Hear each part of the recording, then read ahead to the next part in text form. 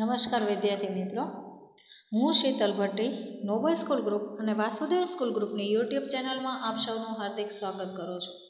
વિદ્યાર્થી મિત્રો, અહીં આપણે 7મા ધોરણના સામાજિક વિજ્ઞાનમાં ચેપ્ટર નંબર 12 અને ચેપ્ટરનું નામ છે આપત્તિ અને વ્યવસ્થાપન. બરાબર છે. તો અગાઉ આપણે જોયું હતું કે કુદરતી જે આપત્તિઓ છે અને માનવ સર્જિત આપત્તિઓ, તો એ આપત્તિ આવે છે ત્યારે કેવા પ્રકારની આપણે સાવચેતી રાખવી જોઈએ. અમુક એવી આપત્તિ છે કે જેની આગાહી કરી શકાય છે, અમુક એવી આપત્તિ છે કે જેની આગાહી કરી શકાતી નથી. તો દરેક આપત્તિ છે એની અંદર કેવા પ્રકારની આપણે સાવચેતી રાખવી જોઈએ. બરાબર, આપત્તિ આવ્યા પહેલાં શું કરવું જોઈએ, જો આપત્તિ આવી ગઈ છે તો આપત્તિ આવ્યા પછીની કેવી વ્યવસ્થા છે એ આપણે જાળવવી જોઈએ. તો પહેલી જે આપત્તિ છે ભૂકંપ, એના વિશેની આપણે માહિતી મેળવી છે. ત્યાર પછીની આપત્તિ છે જે કુદરતી આપત્તિ, એની અંદર આપણે વાત કરીએ વાવાઝોડું. બરાબર, તો વાવાઝોડું એટલે શું? વાતાવરણમાં હવાના દબાણ સર્જાતી અસમતુલાની પરિસ્થિતિથી પ્રચંડ વાતાવરણીય તોફાન ઉદ્ભવે છે. તે વાવાઝોડું કે ચક્રવાત એવા નામે ઓળખાય છે. વાવાઝોડું એટલે શું? તો કે પવન છે એની ગતિ જ્યારે વધારે હોય, પવનની ગતિ વધે છે. બરાબર, વાતાવરણની અંદર હવાના દબાણમાં સર્જાતી અસમતુલા, વાતાવરણ છે એની અંદર હવાનું દબાણ જ્યારે સમતુલા સર્જતી નથી એટલે અસમતુલા ઊભી થાય છે. એવી પરિસ્થિતિથી જે પ્રચંડ વાતાવરણીય તોફાન, એટલે વાતાવરણની અંદર વધુ પડતો, બરાબર છે, જે પવન છે એ ઉદ્ભવે છે અને એવી જે પરિસ્થિતિ છે એને વાવાઝોડું અથવા તો ચક્રવાત એવા નામે ઓળખવામાં આવે છે. આ તોફાની વાતાવરણીય પવનો જે વિસ્તારોમાં ત્રાટકે છે ત્યાં ભારે તારાજી અને વિનાશ સર્જે છે. બરાબર છે, તોફાની પવનો છે જે તે વિસ્તારની અંદર ફરી વળે છે, જ્યાં પહોંચે છે ત્યાં વધારે પડતું નુકસાન, ભારે તારાજી એટલે વધારે વિનાશ અને નુકસાન થાય છે. ભારતના પૂર્વ તટ અને મલબાર તટે તથા ગુજરાતમાં કચ્છ અને સૌરાષ્ટ્ર કિનારે તેની ભારે વિનાશક અસરો અનુભવાય છે. નીચે લીટી કરજો. ભારતની અંદર પૂર્વ તટ, તટ એટલે કિનારો, પૂર્વ કિનારો અને મલબાર કિનારો, બરાબર, આ બે જગ્યાએ તથા ગુજરાતની અંદર કચ્છ અને સૌરાષ્ટ્રનો જે દરિયા કિનારો છે ત્યાં એની વિનાશક એટલે કે વધુ પડતી અસર છે, બરાબર છે, વિનાશકારી હોય છે, જે વિનાશક અસર છે એ અનુભવાય છે અને જેના લીધે વધુ પડતું નુકસાન છે થાય છે. હવે અહીંયા કોષ્ટકની અંદર આપણને આપેલું છે કે વાવાઝોડા સમયે રાખવાની સાવચેતી. બરાબર, તો પહેલું આપ્યું છે વાવાઝોડા પહેલાં. તો એની અંદર જોઈએ કે વાવાઝોડાના સંભવિત વિસ્તારની વિગતો ચોકસાઈથી જાણી લો. જે વિસ્તારની અંદર વાવાઝોડું આવવાનું છે એ વિસ્તાર છે એની માહિતી છે એ જાણી લો. હવે એમાં વાવાઝોડા દરમિયાન તો કે ચેતવણી મળતા છે બારી બારણા બંધ કરી દો. જો આપણને સૂચના મળે વાવાઝોડા માટેની તો શું કરવાનું છે, તો કે બારી દરવાજા છે એને બંધ કરી દો. ત્યાર પછી વાવાઝોડા બાદ શું કરવાનું છે, તો કે હવામાન સાફ થઈ જાય, પવન હોય તો પણ બહાર ન જશો. બરાબર, ત્યાર પછી અચાનક પવન અને વરસાદ આવી શકે છે. એટલે હવામાન સાફ થઈ જાય, પવન બંધ થઈ જાય તો પણ ઘરની બહાર નીકળવાનું નથી અને અચાનક પવન અથવા તો વરસાદ પણ આવી શકે છે. બીજું છે તંત્રની સૂચના મુજબ સ્થળાંતર થઈ જાઓ. બરાબર, તંત્ર જે કંઈ પણ સૂચના આપે એ મુજબ સ્થળાંતરિત એટલે એક જગ્યાએથી બીજી જગ્યાએ વયા જાઓ. ત્યાર પછી વાવાઝોડા દરમિયાન શું કરવાનું છે, તો કે જો તમે શાળામાં હો તો વર્ગખંડની બહાર ન નીકળો. બરાબર, જો સ્કૂલની અંદર હોય તો શું કરવાનું છે, ક્લાસમાં રહેવાનું છે, ક્લાસની બહાર નીકળવાનું નથી. વાવાઝોડા બાદ શું કરવાનું છે, તો કે લટકતા ખુલ્લા વાયરોથી દૂર રહો. બરાબર, જે કોઈ પણ વાયર છે જે થાંભલા ઉપર એમ ખુલ્લા લટકતા હોય તો એનાથી દૂર રહેવાનું છે. આગળ વાત કરીએ કે દરિયાની નજીક નીચાણવાળા ક્ષેત્રોમાં હોય તો ત્યાંથી દૂર ઊંચાણવાળા વિસ્તારોમાં જતા રહો. બરાબર, વાવાઝોડું આવે એ પહેલાં તો કે દરિયાની નજીક જો આપણે નીચાણવાળા વિસ્તારની અંદર હોય તો ત્યાંથી દૂર જે ઊંચાણવાળો વિસ્તાર છે ત્યાં જતું રહેવું જોઈએ. ત્યાર પછી તો કે વાવાઝોડા દરમિયાન તો કે જો તમે વાહનમાં હોય તો વીજળીના થાંભલા, ઝાડ દરિયાથી દૂર ઊભું રાખી અને તેની અંદર લો. બરાબર છે, જો આપણે વાવાઝોડા દરમિયાન કોઈ વાહનમાં બેઠા હોય તો વાહનમાં હોય તો વીજળીનો જે કોઈ પણ થાંભલો છે તેનાથી, ઝાડથી અથવા તો દરિયાથી દૂર ઊભું રહી અને તેની અંદર ઊભું રહેવું. ત્યાર પછી વાવાઝોડા બાદ કુતૂહલવશ એકત્ર થઈ રાહત અને બચાવ કાર્યમાં અવરોધ ન કરો. બરાબર છે, જે રાહત અને જે કોઈ પણ બચાવ કાર્ય શરૂ કર્યા છે, રાહત અને જે બચાવ કાર્ય ચાલુ હોય એની અંદર આપણે અવરોધરૂપ બનવું નહીં. એના પછી તો કે વાવાઝોડા પહેલાં ખાવાની વસ્તુઓ, ટોર્ચ એટલે બેટરી, પીવાનું પાણી, કપડાં, રેડિયો, જરૂરી દવાઓ વગેરે તૈયાર કરી લ્યો. બરાબર, વાવાઝોડું આવવાનું છે એવી સૂચના આપણને મળે તો એ પહેલાં આપણે કઈ સાવચેતી રાખવી જોઈએ? તો કે ખાવા પીવાની જે ચીજ વસ્તુઓ છે એ બેટરી, પાણી, કપડાં, રેડિયો, દવા અને જરૂરી જે કોઈ પણ સામાન છે એ તૈયાર કરી લ્યો. વાવાઝોડા દરમિયાન તો કે બચાવ માટે ઊભા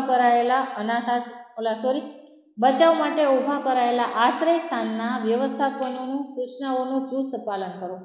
બરાબર, બચાવ કાર્ય માટે જે ઉભેલા લોકો છે, જે આશ્રય સ્થાન વ્યવસ્થાપકો, જે લોકો વ્યવસ્થા કરે છે, તો એ લોકો જે કંઈ પણ આપણને સૂચના આપે છે એની તો કે સૂચનાઓનું ચુસ્ત પાલન કરવું. ત્યાર પછી વાવાઝોડા બાદ શું કરવું? તો કે તંત્ર દ્વારા સૂચના મળ્યા બાદ જ પરત ઘેર જવું. બરાબર, જે કોઈ પણ તંત્ર છે, વહીવટી તંત્ર છે, એના દ્વારા જે કંઈ પણ સૂચના મળે પછી જ ફરી પાછું ઘરે આવવું. એના પછી વાવાઝોડા પહેલાં તો કે વીજળી અને ગેસના જોડાણ બંધ કરી દો. બરાબર, લાઇટની જે કોઈ પણ સ્વિચ છે એ અને ગેસનું જે રેગ્યુલેટર છે એ બંધ કરી દો. વાવાઝોડા દરમિયાન તો કે પ્રાણીઓને ખીલ્લેથી છોડી મૂકો, તે છૂટા હશે તો પોતાનો બચાવ કરી શકશે. કોઈ પણ પશુ પ્રાણી છે એને બાંધેલા હોય તો એને શું કરવાનું છે? એના ખીલ્લેથી છોડી મૂકી અને છૂટા હશે તો પોતે પોતાનો બચાવ છે એ પોતાની રીતે કરી શકશે. વાવાઝોડા બાદ તો કે રાહત અને બચાવની કામગીરીમાં મદદરૂપ બનો. બરાબર, કોઈ પણ રાહત કાર્ય અથવા તો બચાવની જે કોઈ પણ કામગીરી છે એની અંદર મદદરૂપ બનવું. વાવાઝોડા પહેલાં તો કે ચોક્કસ જાણકારી માટે રેડિયો સાંભળો. બરાબર, કોઈ પણ માહિતી છે એ મેળવવા માટે તો કે રેડિયો છે એની અંદરથી જે કોઈ પણ માહિતી છે, સમાચાર મળે છે એ સાંભળવા. એના પછી વાવાઝોડા દરમિયાન તો કે જાહેરાતોના બોર્ડ કે વૃક્ષો નીચે આશ્રય ન લેવો. કોઈ પણ જાહેરાત માટેના બોર્ડ લટકાડેલા હોય અથવા તો કોઈ પણ વૃક્ષ છે તો વાવાઝોડા દરમિયાન એની નીચે ઊભું રહેવું જોઈએ નહીં. વાવાઝોડા બાદ શું કરવું? તો કે મદદ માંગવા સિવાયના ફોન ન કરવા. બરાબર, કોઈ પણ વ્યક્તિ છે ને આપણે ફોન કરતા હોય જ્યારે આપણે મદદની જરૂર હોય તો જ એને ફોન કરવા, બાકી ફોન કરવા નહીં. બિનજરૂરી ફોન કરવાથી નેટવર્ક ઠપ થતાં રાહત અને બચાવ કામગીરીમાં વિક્ષેપ પડે છે. બરાબર, બિનજરૂરી આપણે કોલ કરીએ, ફોન કરીએ તો નેટવર્ક છે એ બંધ થઈ જાય છે અને જે લોકો રાહત કામગીરીની અંદર જોડાયેલા છે એની અંદર તો કે વચ્ચે તો કે અવરોધક રૂપ જે કોઈ પણ સમસ્યા છે એ ઉત્પન્ન થાય છે. આગળ વાત કરીએ સુનામી. સુનામી એટલે શું? તો કે સમુદ્ર કે મહાસાગરના તળિયે થતા ભૂકંપ અને જ્વાળામુખી પ્રસ્ફોટનથી કે મોટા પાયા પરના સમુદ્રમાં થતા ભૂસ્ખલન પેદા થતા વિનાશક મોજા સુનામી તરીકે ઓળખાય છે. નીચે લીટી કરજો. સુનામી એટલે શું? તો કે સમુદ્ર અથવા તો જે મહાસાગર છે એના તળિયે ભૂકંપ આવે, જ્વાળામુખી વિસ્ફોટ થાય અથવા તો મોટા પાયા પર સમુદ્રની અંદર ભૂસ્ખલન એટલે જમીનનો જે ભાગ છે એ અંદર ગરકાવ થઈ જાય અને એના લીધે જે વિનાશક મોજા ઉત્પન્ન થાય છે એને સુનામી કહેવાય. જોકે સુનામીની ઉત્પત્તિ માટે સાગર તળે થતા ભૂકંપો કારણભૂત છે. બરાબર, સુનામી છે એનું ઉત્પન્ન થવા માટેનું કયું કારણ છે? તો કે સાગર તળે, સાગર એટલે દરિયા કિનારે થતા જે ભૂકંપ છે એ એની અંદર કારણરૂપ છે. ટૂંકમાં ભૂકંપીય સાગર મોજા સુનામી તરીકે ઓળખાય છે. બરાબર, સુનામી તરીકે કોણ ઓળખાય છે? તો કે ભૂકંપીય સાગર મોજા, ભૂકંપીય જે દરિયાના મોજા છે એને સુનામી તરીકે ઓળખવામાં આવે છે. આ મોજા તેના ઉત્પત્તિ સ્થાનેથી વલય આકારે વિસ્તરી કિનારે આવે છે ત્યારે ભારે વિનાશકારી બની જાય છે. બરાબર, આ જે મોજા છે એ વલય આકારે, બરાબર, વિસ્તરી એટલે વિસ્તાર પામી કિનારે આવે છે અને એના લીધે ભારે વિનાશ થાય છે.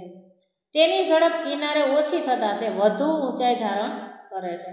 બરાબર છે, જે સુનામી છે એની ઝડપ તો કે કિનારે કેવી હોય છે? ઓછી હોય છે. બરાબર, એના લીધે એ વધુ ઊંચાઈ ધારણ કરે છે. કિનારે પાણીની દિવાલ બની આગળ વધી ભારે વિધ્વંસ મચાવે છે. બરાબર, કિનારે જે દિવાલ હોય છે, પાણીની જે દિવાલ બની અને એ દિવાલમાંથી તો કે આગળ વધે છે અને એના દ્વારા ભારે વિધ્વંસ એટલે નુકસાન છે એ પહોંચાડે છે.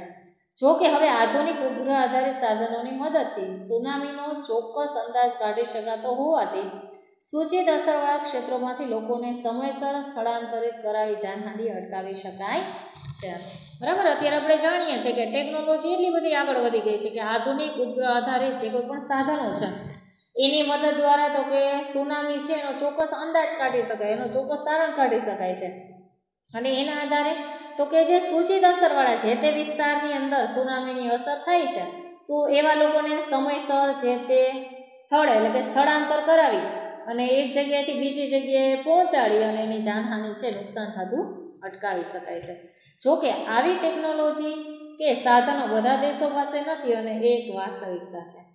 બરાબર, આવી છે કોઈ પણ ટેકનોલોજી છે એ બધા દેશો પાસે નથી, કે સાધન સામગ્રી છે એ પણ બધા દેશો પાસે હોતા નથી, પણ જે તે દેશો પાસે છે તો એની માહિતી છે એ અગાઉ મેળવી શકે છે. એટલે આ એક વાસ્તવિકતા છે.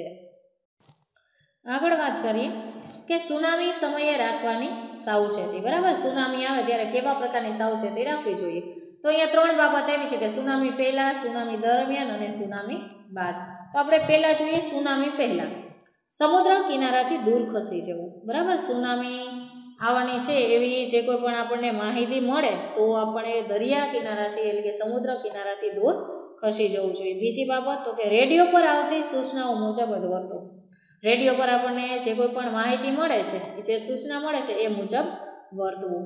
ત્રીજું, સમુદ્રના મોજા અસાધારણ ઉછળે, વિચિત્ર અવાજો આવે તો આ પૂર્વ ચેતવણીના સંકેતો છે, તો તરત જ કિનારાથી દૂર જતા રહો. બરાબર, દરિયા કિનારે હોય તો સમુદ્રના મોજા છે, દરિયાના મોજા અસાધારણ ઉછળે એટલે વધુ ઊંચાઈ સુધી પોતે ઉછળે અને વિચિત્ર અવાજ આવે તો કે સુનામીનો પૂર્વ ચેતવણીનો એટલે કે સુનામી આવશે એવો સંકેત છે. તેથી તો કે તરત જ દરિયા કિનારેથી દૂર જતા રહો. ચોથું, કિંમતી સામાન અને ખોરાક, પીવાનું પાણી, દવાઓ, ટોર્ચ વગેરે જરૂરી ચીજો સાથે રાખો. બરાબર, જે કોઈ પણ કિંમતી સામાન છે એ ખોરાક, પીવા માટેનું પાણી, દવા, બેટરી એટલે કે ટોર્ચ વગેરે જરૂરી ચીજ વસ્તુઓ છે સાથે રાખવી. આ બધી બાબત શેના માટે છે? તો કે સુનામી પહેલાં. ત્યાર પછી તો કે સુનામી દરમિયાન. સુનામી આવે તો શું કરવું એ સમયગાળા દરમિયાન? ઊંચાણવાળી જગ્યા ન છોડશો. બરાબર, સુનામી આવે ત્યારે તો કે જે ઊંચાણવાળી જગ્યા છે એ છોડવી નહીં. બીજું, સુનામી જોવાનો પ્રયત્ન ન કરો. જે સુનામી આવી છે એને જોવા માટે જવું નહીં. ત્રીજું, તંત્ર દ્વારા અપાતી સૂચનાઓ ચુસ્ત રીતે અનુસરો. બરાબર, જે વહીવટી તંત્ર છે એના દ્વારા જે કોઈ પણ સૂચનાઓ આપવામાં આવે છે તો એનું ચુસ્તપણે એનું પાલન કરો. ચોથું, કિનારાના ઊંચા મકાનો પણ આશ્રય માટે સલામત નથી, તેથી ત્યાં ન જાઓ. બરાબર, દરિયા કિનારા ઉપર જે ઊંચા મકાનો છે તો એ પણ આશ્રય એટલે રહેવા માટે સલામત જગ્યા નથી, તેથી સુનામી આવે તો એ સમયગાળા દરમિયાન ત્યાં પણ જવું નહીં. હવે સુનામી આવી ગયા બાદ કેવા પ્રકારની સાવચેતી રાખવી જોઈએ? તો એની અંદર પહેલું છે રેડિયો, ટીવી કે સોશિયલ મીડિયા પર આવતી આધારભૂત વિગતો મુજબ વર્તો. બરાબર, રેડિયોની અંદર, ટીવીમાં કે સોશિયલ મીડિયા પર જે કોઈ પણ માહિતી મળે છે એ મુજબ આપણે વર્તવું જોઈએ. બીજું, તંત્ર દ્વારા સૂચના મળ્યા બાદ જ ખાલી કરેલા વિસ્તારમાં જવું. વહીવટી તંત્ર છે એના દ્વારા જે સૂચના આપવામાં આવે પછી જ ત્યાંથી જે તે ખાલી વિસ્તાર છે ત્યાં જવું જોઈએ. ત્યાં સુધી આપણે જે સલામત જગ્યાએ છે ત્યાંથી ખસવું જોઈએ નહીં. ક્યારેક અગાઉ કરતાં વધુ ઊંચા મોજા પાછળથી આવી શકે છે. બરાબર, ક્યારેક એવું થાય કે આપણે જે તે વિસ્તારની અંદર ગયા હોય સૂચના મળ્યા પહેલાં તો ત્યાં જે કોઈ પણ અગાઉ જે મોજા આવેલા હતા એના કરતાં પણ ઊંચા મોજા છે એ આવી શકે છે. ત્રીજું, પોતાના મકાનમાં સલામતીની ખાતરી ન થાય તો પ્રવેશ ન કરો. બરાબર, પોતે જે તે જગ્યાએ વસવાટ કરતા હોય, પોતાનું મકાન છે ત્યાં હજી સલામતીની ખાતરી નથી, બરાબર, તો ત્યાં પ્રવેશ કરવો નહીં. એના પછી પાણી, ગેસ કે વીજળીના જોડાણોમાં આવેલા ભંગાણની જાણ તંત્રને કરો. બરાબર, પાણીની કોઈ પણ લાઈન છે તૂટી ગઈ હોય, ગેસ કે વીજળીનું જે કોઈ પણ જોડાણ કનેક્શન છે એ ભાંગે તૂટી ગયું હોય તો એની જાણ છે એ વહીવટી તંત્રને કરવી. તો આ બધી બાબતો જે છે એ શેના માટે હતી? તો કે સુનામી આવી ગયા બાદ. બરાબર છે, તો હવે તમને અહીંથી જે કંઈ પણ હોમવર્ક આપું છું એ તમારે લખવાનું છે. બરાબર, પ્રશ્ન પહેલો, વાવાઝોડું એટલે શું? ત્યાર પછીનો પ્રશ્ન, વાવાઝોડા પહેલાંની સાવચેતી જણાવો. જો અહીંયા કોષ્ટકમાંથી જ છે. બીજો પ્રશ્ન, વાવાઝોડા દરમિયાન સાવચેતી જણાવો. ત્રીજો પ્રશ્ન, વાવાઝોડા બાદની સાવચેતી જણાવો. એના પછીનો પ્રશ્ન, સુનામી એટલે શું? બરાબર, ત્યાર પછી તો કે સુનામી પહેલાંની સાવચેતીઓ જણાવો. એના પછીનો પ્રશ્ન સુનામી દરમિયાન સાવચેતી જણાવો અને ત્રીજો પ્રશ્ન છે કે સુનામી બાદની સાવચેતીઓ જણાવો. બરાબર છે. તો આ સાથે આપણો ઓડિયો છે આજે આપણે અહીંયા પૂરો કરીએ છીએ. આવતા ઓડિયોમાં ફરી પાછા મળીશું. અસ્તુ. જય હિન્દ.